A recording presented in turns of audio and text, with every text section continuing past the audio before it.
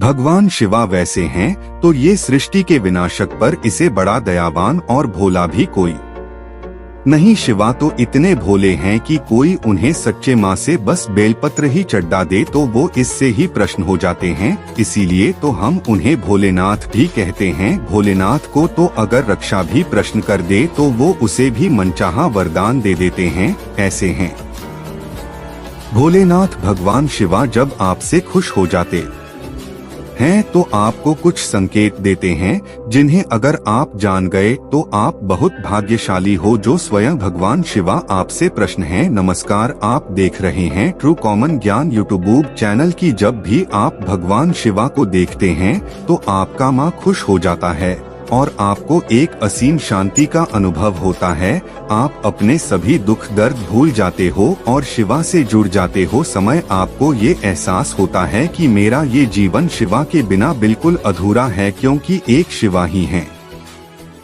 जो हर पाल मेरे साथ हैं और हर एक स्थिति में मेरा साथ देंगे। जब एक भक्ति अपने भगवान को देखकर बिना किसी कारण के ही खुश होने लगे तो समझ लीजिए कि वो भगवान से जुड़ चुका है और भगवान उससे बहुत प्रसन्न है। जी व्यक्ति से भगवान प्रसन्न हो जाते हैं तो ऐसे व्यक्ति पर उनकी विशेष कृपा बनी रहती है और जो स्वयं देवों के देव महादेव को प्रश्न कर दे तो उसे इंसान से बड़ा भाग्यशाली और कौन हो सकता है। दूसरा संकेत यह है कि आपका समय बदल रहा है, यानी आपके जीवन में सुख शांति खुशियां तरक्की इन सब चीजों की वृद्धि हो रही है और दुख परेशानियां पूरा समय यह सब धीरे धीरे खत्म हो रही हैं। आप अपना जीवन पहले ज्यादा खुलकर जीने लगे हो। आपका आत्मविश्वास बढ़ रहा है, जी कारण आपको ज्यादातर के मोन में सफलता हासिल हो रही है और लोगों की नजर में आपका सम्मान ऊंचा होता जा रहा है।